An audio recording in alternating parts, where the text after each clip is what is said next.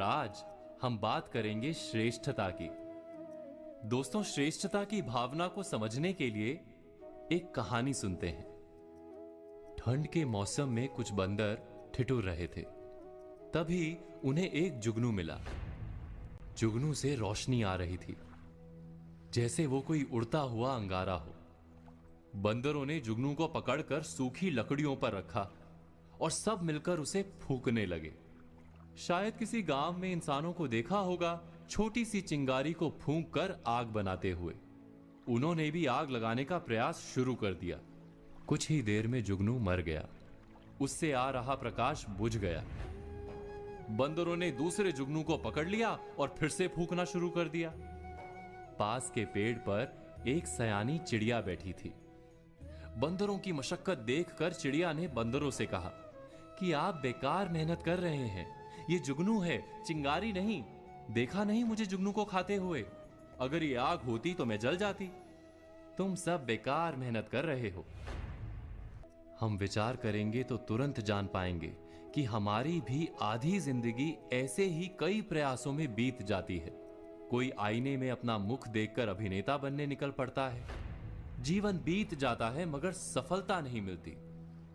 कोई व्यवसाय करने का स्वप्न लेकर जीता है, नौकरी नहीं करता और दरिद्र रह जाता है। कोई जुए में लाखों जीतने का स्वप्न लेकर चलता रहता है और जीवन नष्ट कर देता है। क्या हम सब आग की आशा में किसी ना किसी जुगनू को नहीं फूंक रहे?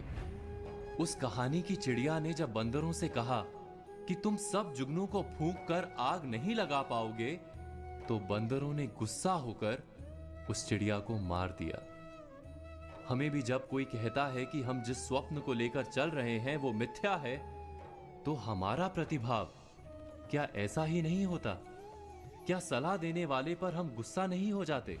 अब यह भी आश्चर्य है कि एक और हमें कहा जाता है, मनुष्य जब कोई स्वप्न लेकर मेहनत करता है तो अवश्य सफल होता है।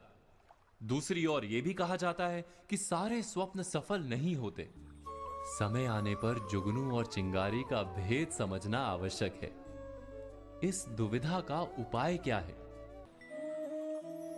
जो व्यक्ति यह कहता है कि उसे किसी के सुझाव की आवश्यकता ही नहीं, जो व्यक्ति यह मानता है कि उससे अधिक बुद्धिमान अन्य कोई है ही नहीं और उसके सारे फैसले 100% सच हैं, वही श्रेष्ठता की भावना है। इससे बंधा मनुष्य क्या वास्तव में अपने आप को जान पाता है? क्या उसके भीतर सच्चा आत्मविश्वास जन्म ले सकता है? कहानी के बंदरों ने चिड़िया को मारते हुए यही कहा था कि हम इतने बड़े और विशाल हैं, इतने ताकतवर हैं, हमें तुम्हारी सलाह की कोई आवश्यकता ही नहीं। इस मिथ्या भावना के कारण वो बंदर आज भी जुगनू को फूंक मारकर आग जलाने की कोशिश में